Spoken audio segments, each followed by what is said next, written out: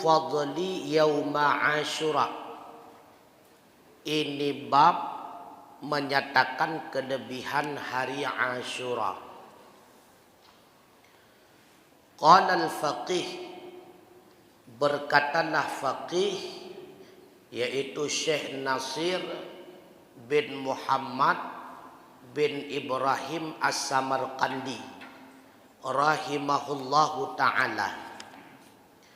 Haddasana Muhammad bin Fadil, haddasana Muhammad bin Ja'far, haddasana Ibrahim ibnu Yusuf, haddasana Al-Musayyab bin Abi Bakar an Ikrimah radhiyallahu ta'ala anhu.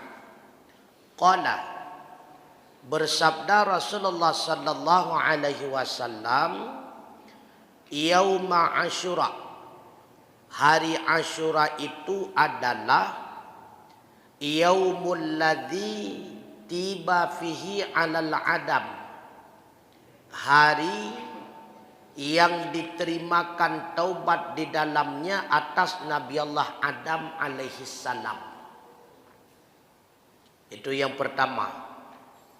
Pada 10 Muharram yang terkenal dengan hari Asyura, di situ yang pertama diterimanya taubat Nabi Allah Adam alaihi salam.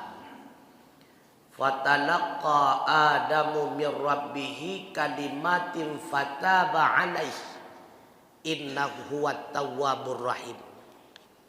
Allah memberikan kepada Nabi Allah Adam beberapa kalimat yang menjadi doa dalam sembah sujud beliau, yaitu Rabbana zalamna anfusana wa illam taghfir lana wa tarhamna lanakunanna minal khasirin.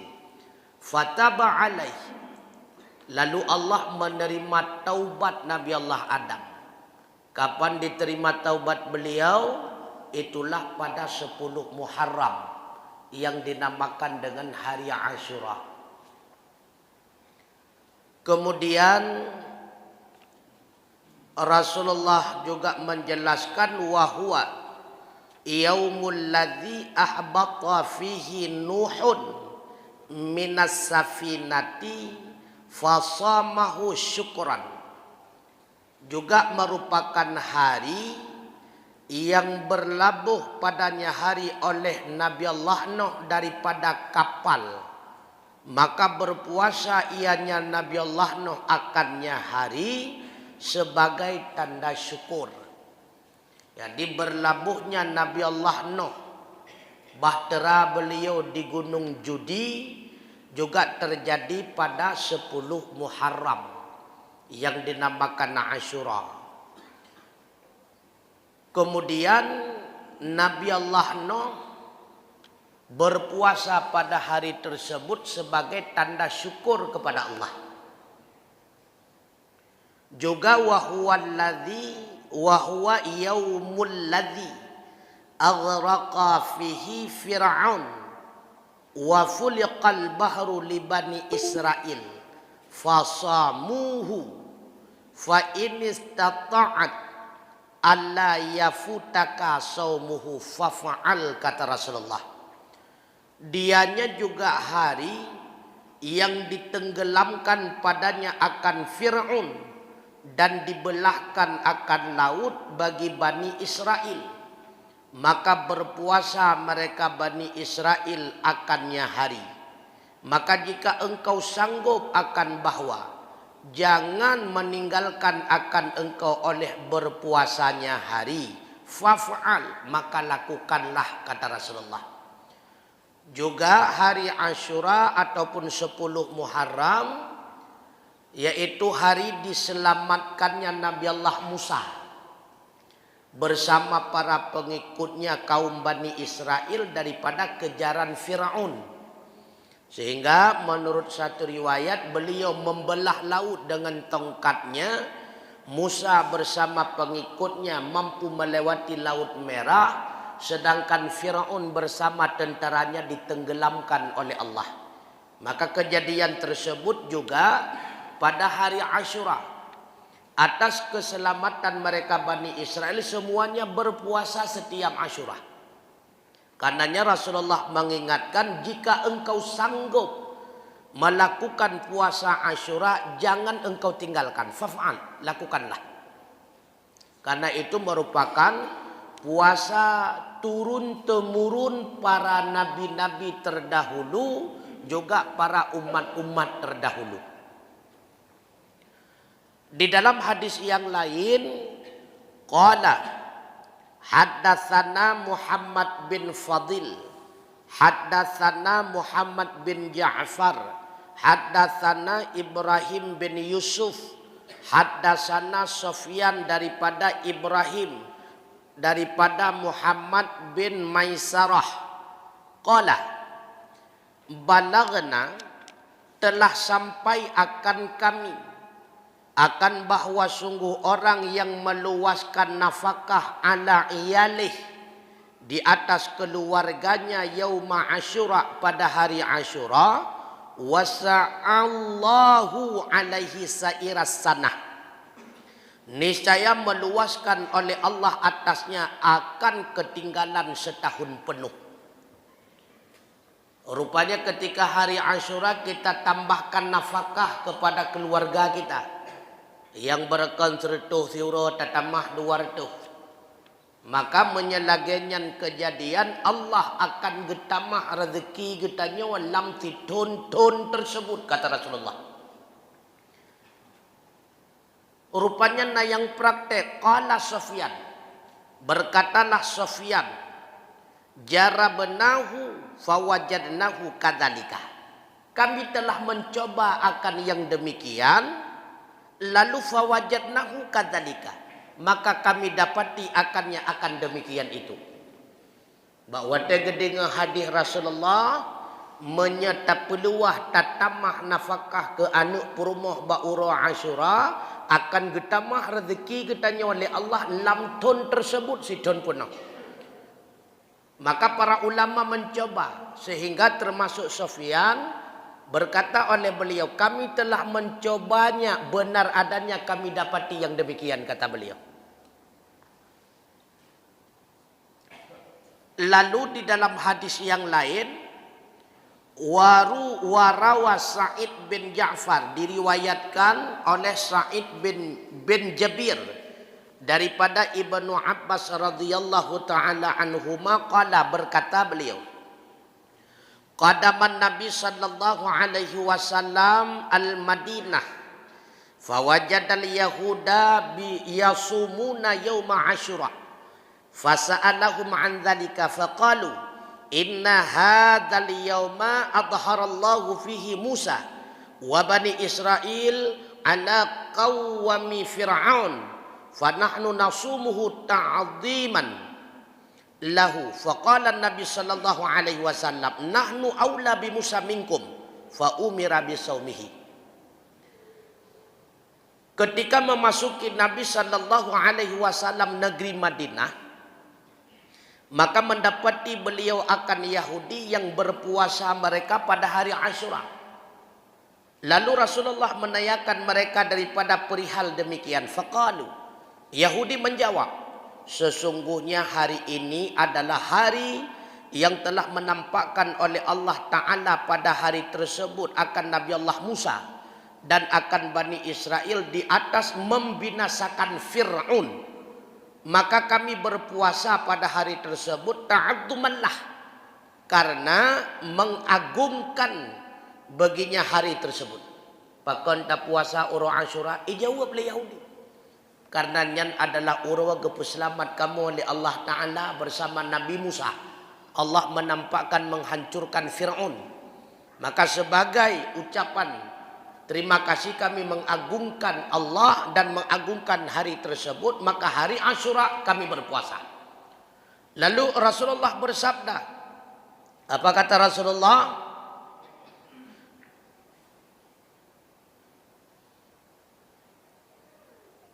Nahnu aula bi Musa minkum, kami ini lebih utama melaksanakan puasa dengan Nabi Allah Musa minkum daripada kalian. fa umira bisaumihi fa amara bisaumihi, maka Rasulullah memerintahkan sahabatnya dengan melaksanakan puasa Asyura. Hadis na riwayat lain supaya terjadi tasyabuh kesamaan dengan Yahudi, sunnah pula melakukan tasu'ah. Jadi uro kesikurung Muharram dan uro ke-10 yang kepenan dengan hari Asyura, dua uro supaya terjadi tasyabuh. Qala al-faqih radhiyallahu ta'ala an qad ikhtalafu fi tafsiri hadzal yaum. Berkata Syekh Nasir, berbedalah pendapat ulama pada menafsirkan ini hari. Artinya kenapa hari itu dinamakan dengan hari Asyura? Para ulama beda-beda pendapat. Qala ba'duhum, sebahagian ulama berpendapat, innama sumiya Asyura li'annahu ashirun yauma minal Muharram. Dinamakan akan Asyura karena bahwa sungguhnya itu yang ke-10 nisbah hari daripada Muharram. Sebahagian ulama berpendapat dinamakan Asyura karena itu merupakan hari yang ke-10 daripada bulan Muharram. Karena letaknya pada hari yang ke-10, makanya dinamakan dengan Asyura. Wa qala ba'duhum, sebahagian ulama berpendapat dinamakan Asyura li'anna Allah Ta'ala akramun fihi, karena bahwa sungguhnya Allah Ta'ala akrama fihi, memuliakan ia padanya hari asyarata minal anbiya, 10 orang daripada para nabi, bi'asyari karamatin, dengan 10 kemuliaan. Kenapa dinamakan hari itu Asyura? Karena pada hari tersebut ada 10 orang nabi yang dimuliakan oleh Allah dengan 10 kemuliaan. Yang pertama kata beliau, sebahagian ulama, taballahu ala Adam yauma Asyura, itu yang pertama. Dimuliakan Nabi Allah Adam dengan diterima taubat beliau pada hari tersebut, makanya dinamakan Asyura. Yang kedua, wa rafa'allahu ta'ala Idris makanan ilian fi yaumi Asyura, mengangkat oleh Allah Ta'ala akan Nabi Allah Idris pada tempat yang tinggi pada hari Asyura. Allah memberikan kemuliaan kepada Nabi Allah Idris, mengangkat beliau kepada tempat yang tinggi. Kejadian peristiwanya itulah pada hari Asyura, yaitu 10 Muharram. Yang ketiga, wastawat safinatun nuhin 'alal judi yauma Asyura. Nyuatasan, menetapkan oleh Allah akan bahtera Nabi Allah Nuh di atas gunung Judi juga pada hari Asyura. Itu pun satu kemuliaan kepada Nabi Allah Nuh.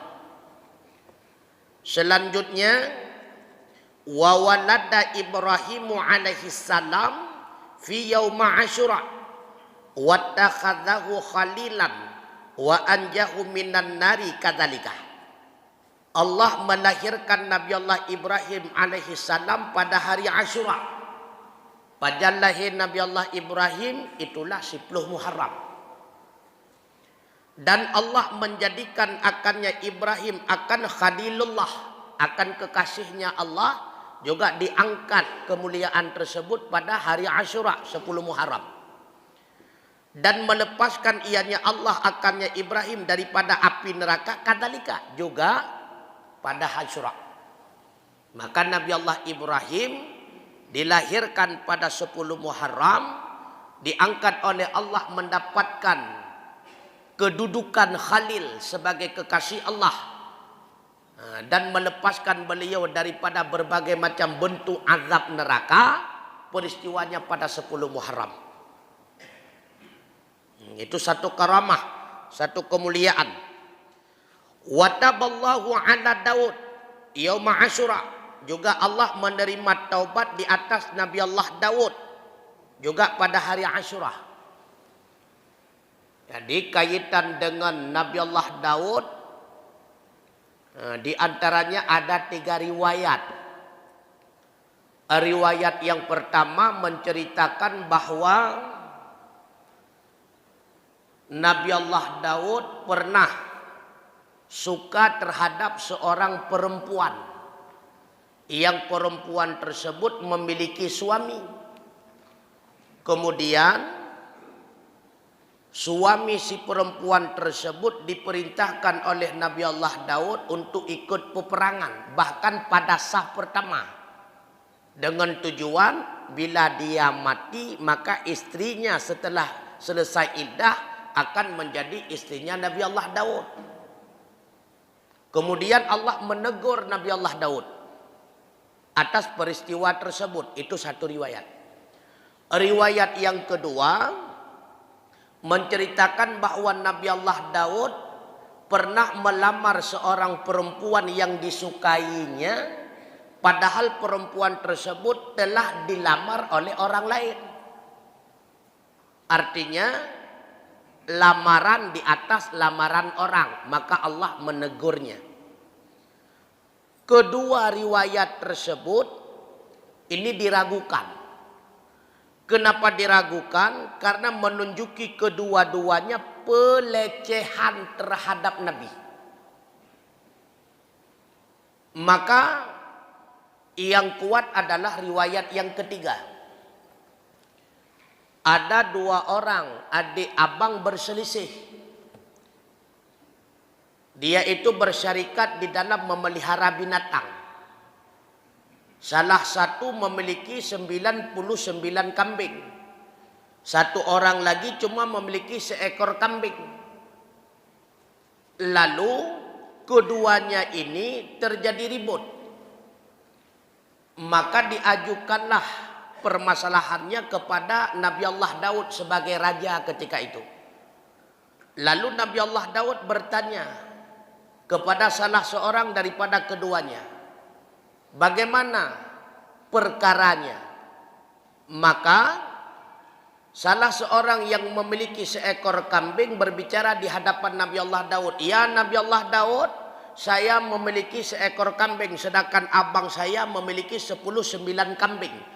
Tetapi dia ingin menzalimi saya untuk menguasai 100 ekor kambing semuanya, sehingga saya tidak memiliki apa-apa.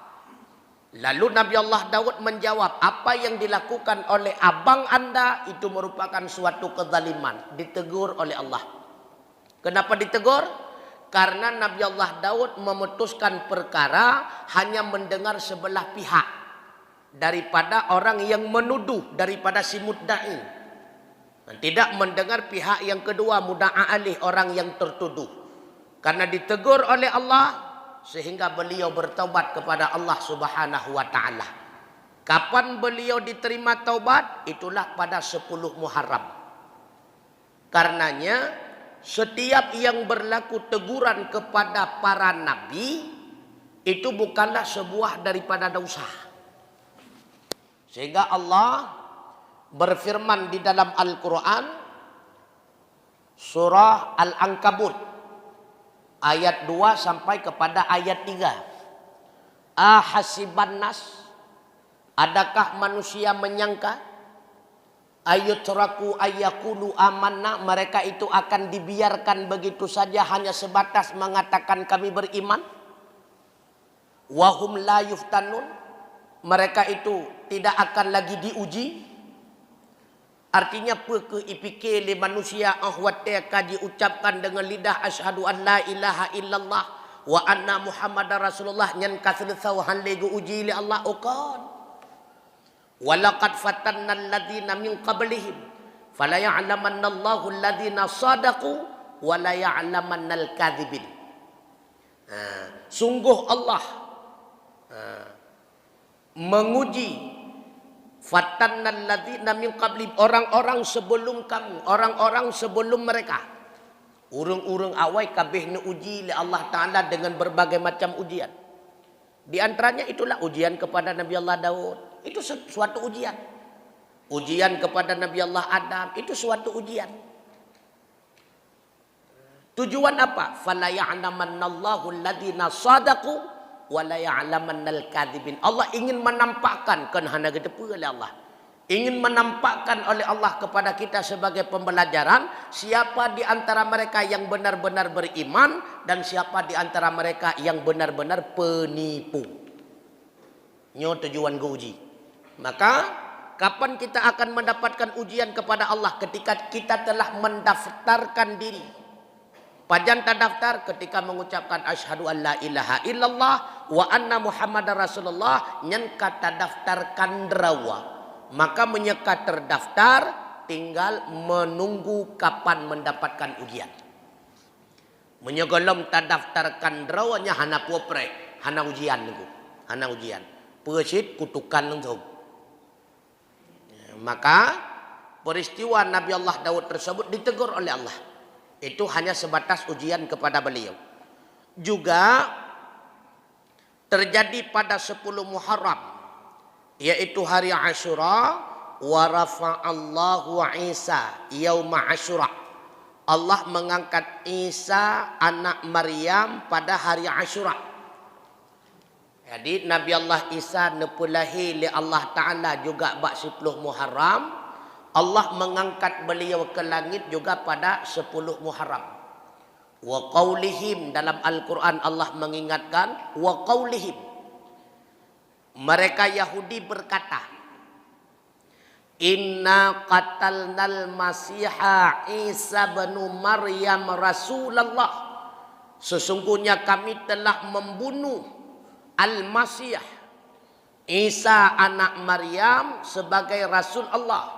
Lalu Allah menjawab, wa ma qataluhu, padahal mereka tidak membunuh akannya Isa. Wa ma salabuhu, dan tidak menyalib akannya Isa. Walakin syubbihalahum, melainkan Allah menyerupakan dalam pandangan mereka itu adalah Isa, padahal orang lain. Gepus rupa hi lagi Nabi Allah Isa. Makanya pada ujung ayat Allah menjelaskan, hoka Nabi Allah Isa bal rafa'ahullahu ilaih, tetapi Isa itu diangkat oleh Allah kepadanya, artinya kepada suatu tempat. Innallaha kana azizan hakima, sesungguhnya Allah itu maha perkasa lagi maha bijaksana. Jadi Nabi Allah Isa tidak dibunuh, tidak disalib. Yang dibunuh dan disalib adalah Iskariot, yang diserupakan oleh Allah Ta'ala. Pemimpin yang tiup Nabi Isa, yang kenyan yang gepuhi dengan Nabi Allah Isa alaihi salam. Juga wa anjallahu Musa minal bahri wa aghraka fir'auna yauma Asyura. Allah melepaskan Musa daripada Laut Merah dan menenggelamkan Fir'aun. Itulah pada hari Asyura. Wa akhraja Yunus mim butnil hauti yauma Asyura. Mengeluarkan Nabi Allah Yunus daripada perut ikan paus Hud. Juga terjadi pada hari Asyura. 10 Muharram. Nalom, tahlom, warudda mulku Sulaiman yauma Asyura. Allah mengembalikan kerajaan Nabi Allah Sulaiman. Nah, pernah dengar ceritanya? Nah, hana. Jadi pernah suatu ketika Nabi Allah Sulaiman keluar daripada istananya, ingin melihat bagaimana kehidupan masyarakatnya yang sebenarnya. Kemudian beliau itu memakai pakaian biasa, meninggalkan pakaian-pakaian jubah kemewahannya, sekaligus meninggalkan cincin. Karena di antara mukjizat Nabi Allah Sulaiman itulah satu cincin tersebut. Cincin itu merupakan cincin kemuliaan. Disimpan cincin tersebut pada salah seorang istri. Menurut satu riwayat bernama Aminah. Lalu ketika Nabi Allah Sulaiman di luar kerajaan, datanglah jin yang menjelma sama seperti Nabi Allah Sulaiman. Masuk dia di dalam istana, berjumpa dengan istrinya Sulaiman Aminah, meminta cincin kemuliaan tersebut. Yang dilihat oleh Aminah Nabi Allah Sulaiman karena sangat mirip. Nyokehino membuktikan yang namanya jin, jet ipu serupa draw lagi kitanya wanegu. Awat teh urung mepok mudarah. Tahu le kitanya malam Jumat ikut nucok long iminah, nyen kon iminah yang jin. Kon roh ya. Nyen jin. Maka kemudian Nabi Allah Sulaiman kembali kepada istananya. Watan tamong dalam istana dengan pakaian yang lusuh tersebut, beliau terkejut. Karena beliau melihat pada kursinya, kursi seorang raja telah diduduki oleh seorang laki-laki yang sama persis seperti dirinya. Memakai jubah-jubah miliknya, memakai cincin-cincin miliknya. Lalu Nabi Allah Sulaiman mendakwakan yang bahwa saya inilah Sulaiman, sedangkan dia itu palsu. Tapi tidak ada yang mendengarkan. Akhirnya Nabi Allah Sulaiman diusir daripada kerajaan tersebut oleh punggawa.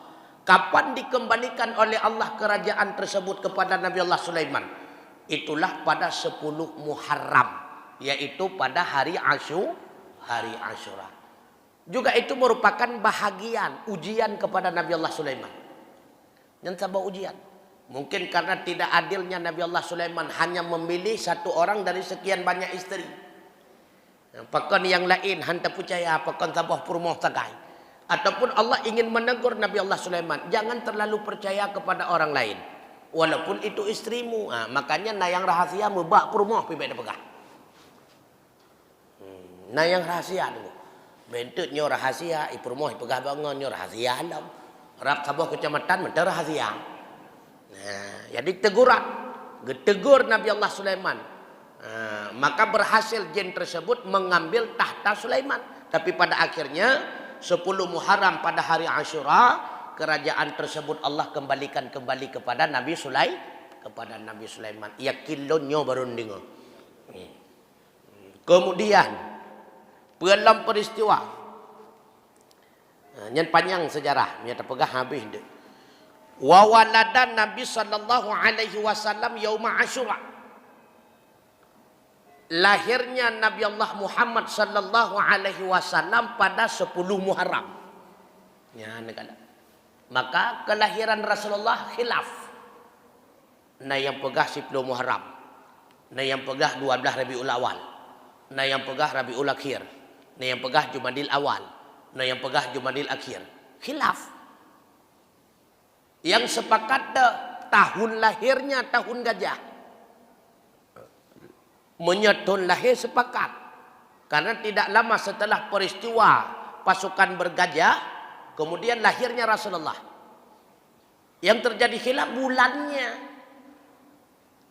Menyetahun pasukan bergajah sepakat. Dikaitkan dengan tahun Masehi berarti 571 Masehi. Kapan Rasulullah lahir? Pada tahun 571 Masehi. Tahun gajah. Bulannya khilaf. Maka menyetunnya nenek pegat perayaan Maulud Nabi bak 10 Muharram kajian mulai nama taala. Ya ne. Nyalain tanah ke Rabiul Awal. Yang pak ada sebahagian ulama yang mengatakan kelahirannya Rasulullah 10 Muharram, hari Asyura. Ya, hana pakai lain kan? Makanya hana yang lain tok di Aceh, Maulud pubulun. Rabiul Awal, Rabiul Akhir, Jumadil Awal, Jumadil Akhir. Nyo kajet tamah sabotu sang Muharram, 5 bulan aja. Nah, kan? Artinya dari 10 Muharram. Nyo kajet tamah hana pupua. Artinya dakkan merayakan berarti menyambut. Menyambut kan belum datang. Bila mana mungkin Rabiul Awal berarti menyambut dang datang juga. Mana masalah? Dalam. Nya hanali pakai kan? Hanali pakai kabeh. Kemudian qala ba'duhum sebahagian ulama berpendapat innama sumiya Asyura hanya saja dinamakan hari itu hari Asyura li'annahu ashirun asyara karamati akramallahu biha hadhil ummah, karena bahwa sungguhnya hari itu yang 10 daripada 10 kemuliaan yang dimuliakan Allah dengannya 10 akan ini umat. Dinamakan hari Asyura karena pada hari tersebut diberikan 10 kemuliaan kepada kita umat Muhammad. Pakan kepenan uronyan uro Asyura. Karena uro Asyura adalah uro yang ke-10. Bukan salah pegah. Uro di mana pegah? Sabah uro yang merupakan kemuliaan yang ke-10 daripada 10 boh kemuliaan, ya yang betul.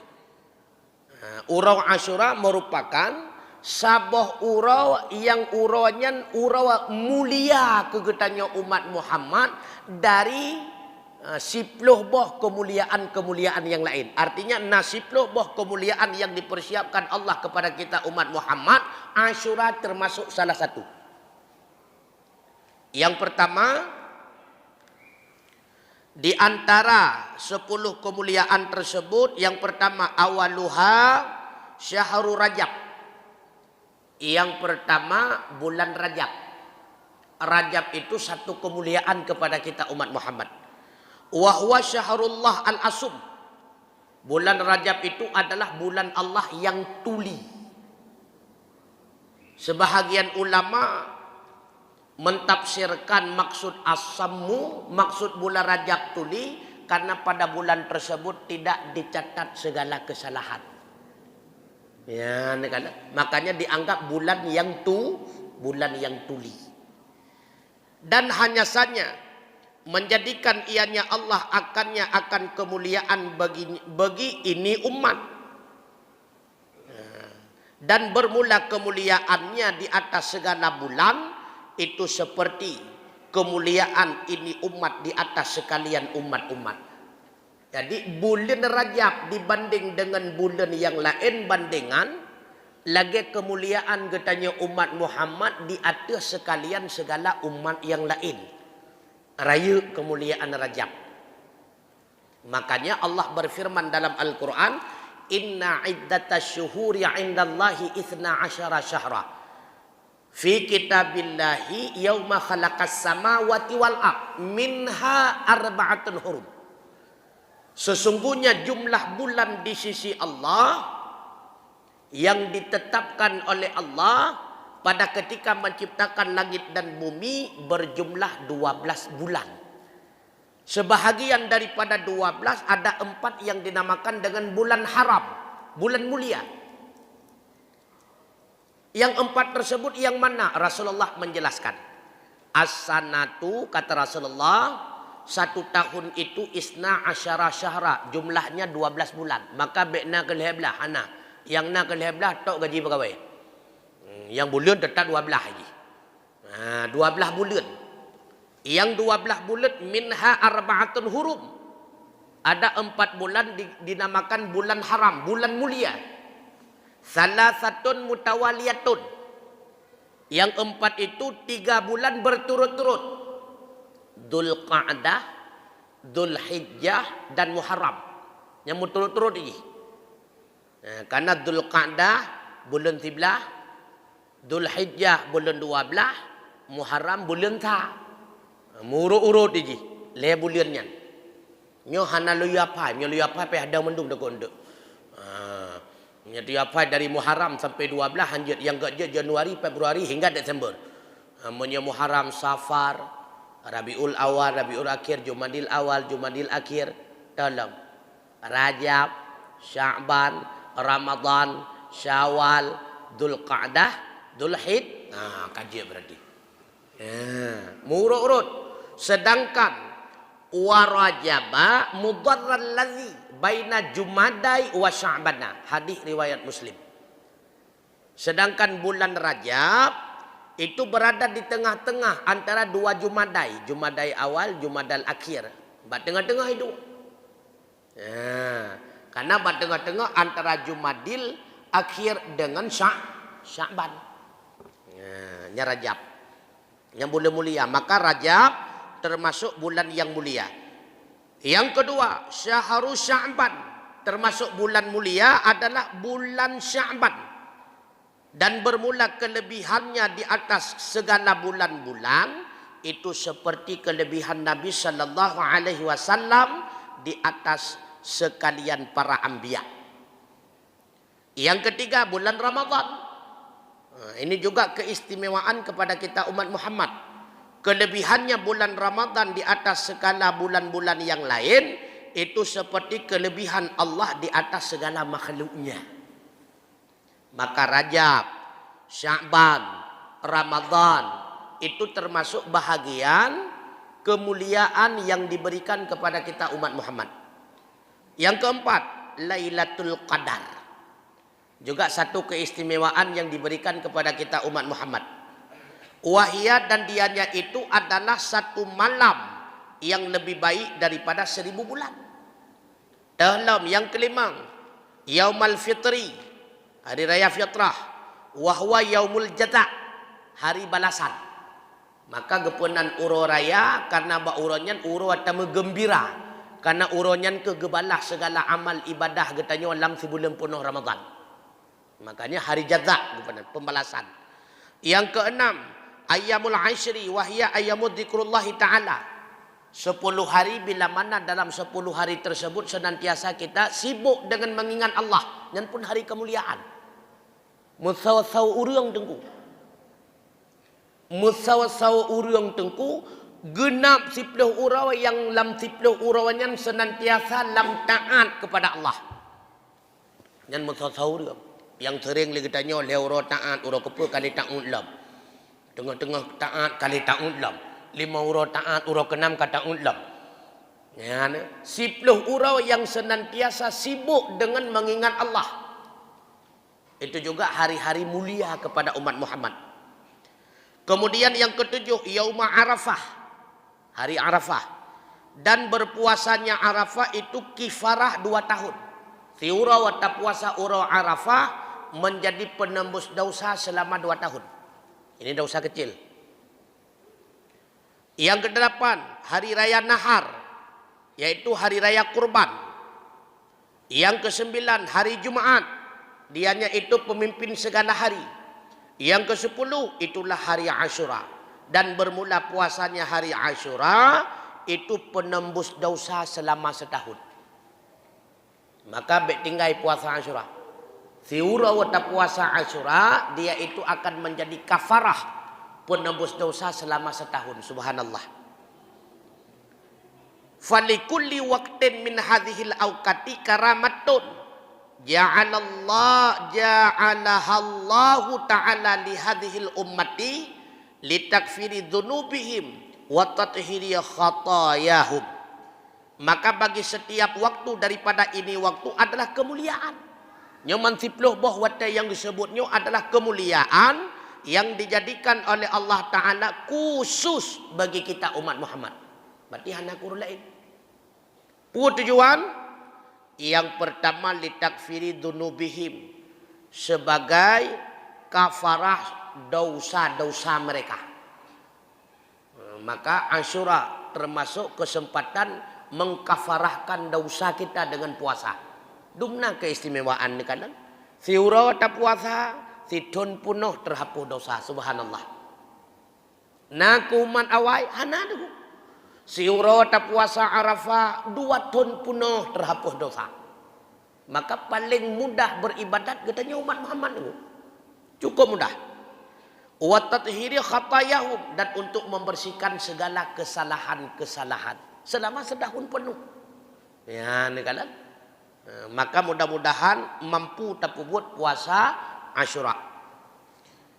Dan daripada Hashim bin Urwah, daripada bapaknya, daripada Aisyah radhiyallahu taala anha, qalat, adalah hari Asyura yang berpuasa oleh kaum Quraisy pada masa jahiliyah, dan adalah Rasulullah sallallahu alaihi wasallam itu berpuasa pada hari tersebut di Mekah. Maka manakala masuk Rasulullah akan Madinah, diwajibkan akan berpuasa Ramadan. Maka bersabda Nabi sallallahu alaihi wasallam, sesungguhnya aku diperintahkan dengan berpuasa hari Asyura. Maka siapa saja yang berkehendak, niscaya berpuasa ia. Dan siapa saja yang berkehendak, niscaya meninggalkan ia. Hadis daripada Aisyah. Kata Aisyah, puasa Asyura adalah puasa yang umum dilakukan oleh masyarakat Quraisy pada zaman jahiliyah. Dan Rasulullah ketika beliau di Mekah senantiasa melakukan puasa Asyura tersebut pada 10 Muharram. Lalu tak kala beliau hijrah ke Madinah, 2 tahun Rasulullah di Madinah diwajibkan puasa Ramadan, bersamaan dengan fitrah. Ketika diwajibkan puasa Ramadan, maka yang menjadi syariat utama dalam Islam adalah puasa Ramadan. Karenanya Rasulullah mengingatkan, aku ini diperintahkan dengan melakukan puasa Asyura. Artinya kepada Rasulullah sendiri diberatkan oleh Allah untuk melakukan puasa Asyura. Sedangkan untuk kita umatnya, Rasulullah memberikan pilihan. Bila mana kamu rencana ingin melakukan, silahkan. Apabila ingin meninggalkan, itu pun silahkan. Artinya Rasulullah tidak membebankan kita dengan melakukan puasa Asyura. Tapi ingat, hikmahnya mampu menjadi kafarah dosa kita selama setahun. Yang terakhir, diriwayatkan daripada Aisyah radhiyallahu taala anha, berkata beliau, hari Asyura adalah hari yang ke-9. Ya, ini kan. Menurut Sayyidatina Aisyah, yang dinamakan dengan hari Asyura adalah hari yang ke-9 Muharram, bukan hari yang ke-10. La ilham kan. Wa qala ba'dhum, sebahagian ulama yang lain berpendapat yaumul hadi asyara, yang dinamakan dengan hari Asyura adalah hari yang ke-11. Mana hari Asyura? Itulah hari yang ke-11 daripada bulan Muharram. Artinya kedua pendapat ini tidak berpegang kepada 10-nya Asyura. Kalau 10 berarti bukan Asyura'a. Puasit Asyirun, nyo Asyura. Nah hamzah hujung. Ta ura Asyura. Ura kekikurung menurut Sayyidatina Aisyah.